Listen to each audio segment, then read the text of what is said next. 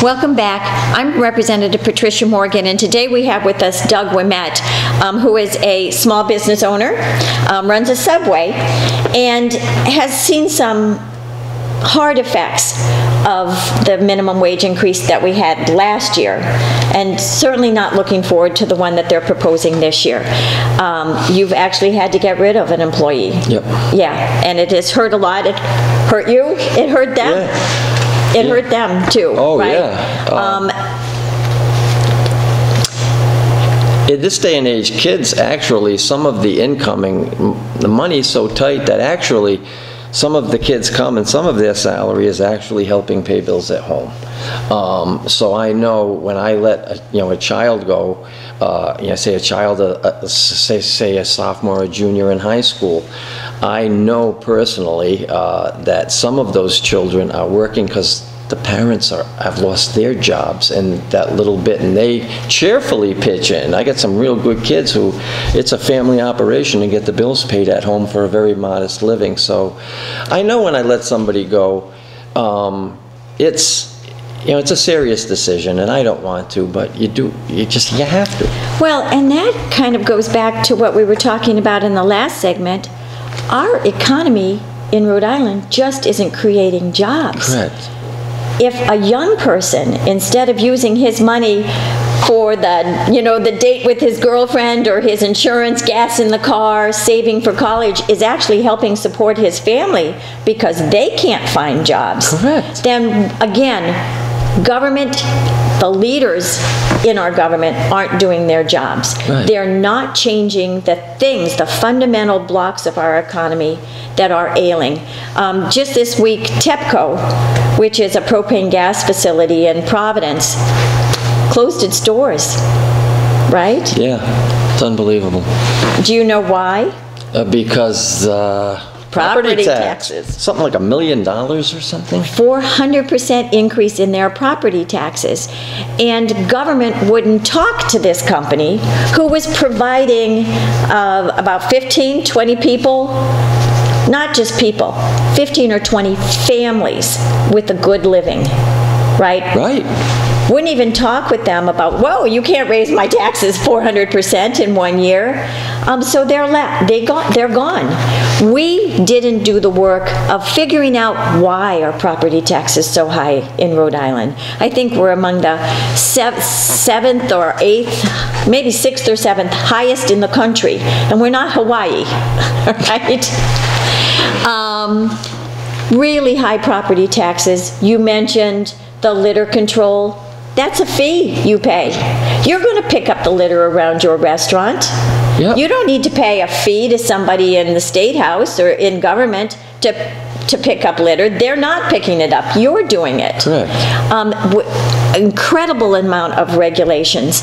There was a bill recently submitted that would have severely penalized any business owner who changed their employee's schedule within 2 weeks. What do you think that does to the restaurant business? Well, I know in the restaurant business, it's something that happens on a weekly basis, and it's actually, when I hire somebody, we have a small group, we actually like to become family. My #1 rule at my store is the old kindergarten expression, plays well with others. As long as everybody looks on the schedule and says, oh, good, I'm working with him, I'm working with her. As soon as I start getting, I'm not working, I don't want to work with him or her, then, and that person, has to be let go. That slipped my mind there. I went off. All right. Well, listen, I guess people in a thriving economy, which is what we want Rhode Island to be, what you want Rhode Island to be. You'll have more customers, they'll have more money, right? But in a thriving economy, people start at an entry-level position such as yours. Yep. They learn how to deal with customers, how to show up early, neat, clean, ready to go, right? Yep. And once they've gotten those skills, then they look around and say, is there a better job? I'm sure you expect people to leave you for a better job. Yep. it is sad if they stay with you forever, quite frankly. Correct. Because you want them. Yeah. You're entry level. You want them to find that better job. In our economy, they can't find it. Right. Right? When you get to that better job, you learn more skills, then you get a promotion. Or because you're more productive, you get a better raise. That's not what's happening in Rhode Island. If we're constantly forcing business owners to pay a higher minimum wage, it means we as elected officials aren't doing our job of taking the burdens off of you, so you can grow a job. Right? So that somebody who has a higher level skilled job can grow another job and pull that person up.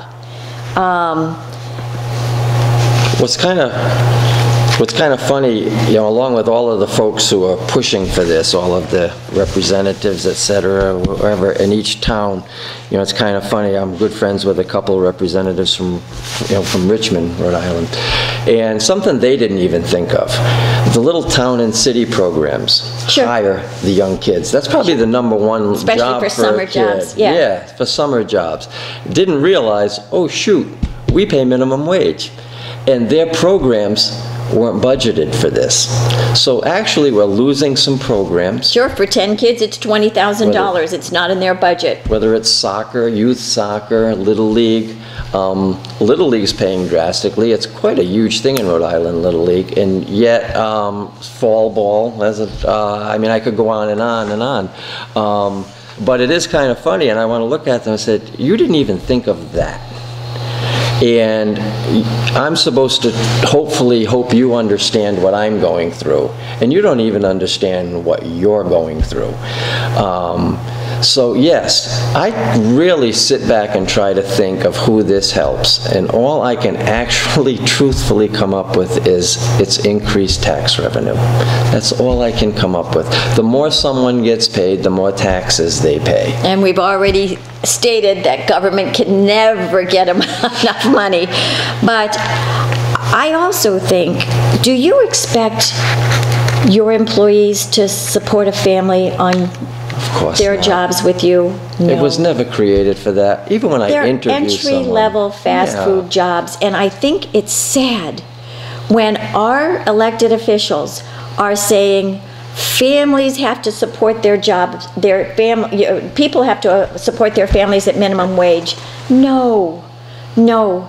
If we had a thriving economy, they start there. Right. Especially our immigrants, they have to start somewhere. They've got to learn English. They've got to learn the way we do things over here in America, right? But once they've got that under their belt, they should have another job to go up to. I would never expect somebody to support a family at minimum wage. Again, we're killing off jobs with this move instead of doing the hard work of removing the regulations and the tax reform. There is a tax, and I think you had mentioned the earned income tax credit. And I don't know if people know what this is, but this is for people who are working at minimum wage jobs, and it allows them to realize more money in their pocket. I fully support it. We're trying to raise it this year. It helps the working poor much, much more than a raise in the minimum wage. The single parent per se, yes, it does. It helps all the right people. And I know I brought up this statement: if you want to get more than $1 an hour, believe it or not, work 5 more hours a week. And the response I got was, work even more?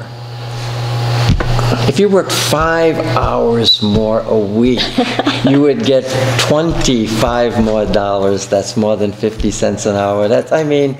All right, listen, I'm going to have to stop you. Our point is that government needs to do its job and really repair the foundational blocks of our economy. Until we do that, minimum wage is just going to kill off jobs. Thank you for listening. We'll see you next week.